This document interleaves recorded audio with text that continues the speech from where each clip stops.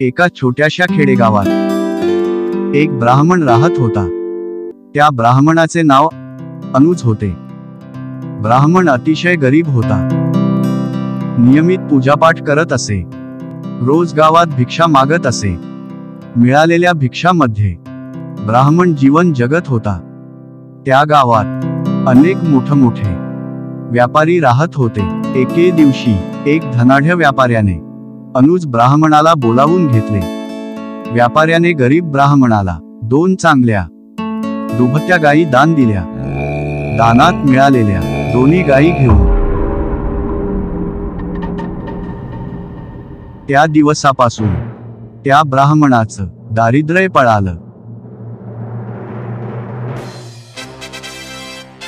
एकेकाळी शिळी भाकरी भाजी खाणार ब्राह्मण आज गावात दूध, दही, लोणी, तूप विकू लागला। विकून आलेल्या पैशातून घरातही दूध भाकरी खाऊ लागला। अनुज ब्राह्मणाच्या काय झाले काय माहित, पण त्या दोनही सुंदर गायींवर एका चोराची नजर होती। चोराने ठरवले की योग्य संधी बघायची अन ब्राह्मणाच्या या दोन्ही गायी। असा त्या चोराचा बेत होता। एका अमावस्येच्या रात्री अंधारात तो चोर त्या गायी चोरून न्यायचे ठरवला।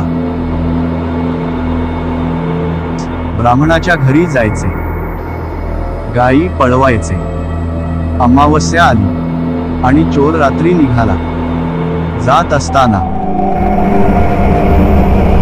वाटेतच चोराला एक राक्षस भेटला।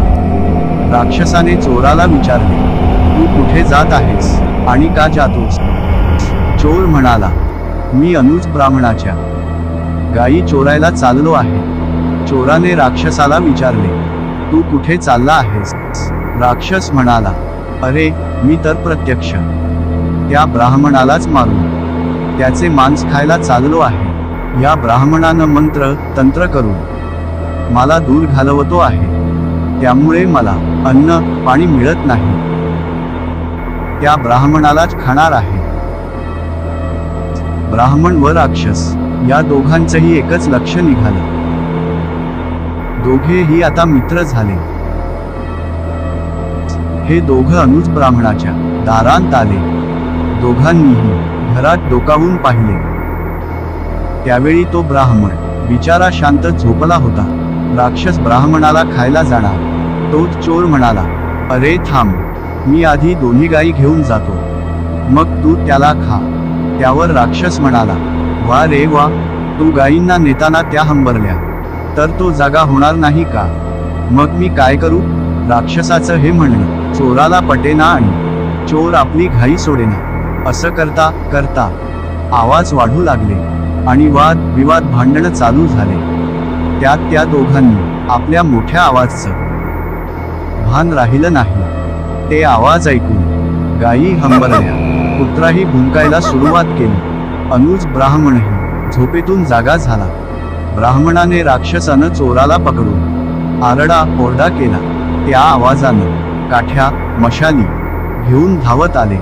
लोकांना पाहून राक्षस आणि चोर धूम पळून गेले। तात्पर्य, शब्दानं शब्द वाढवून वादविवाद करू नये।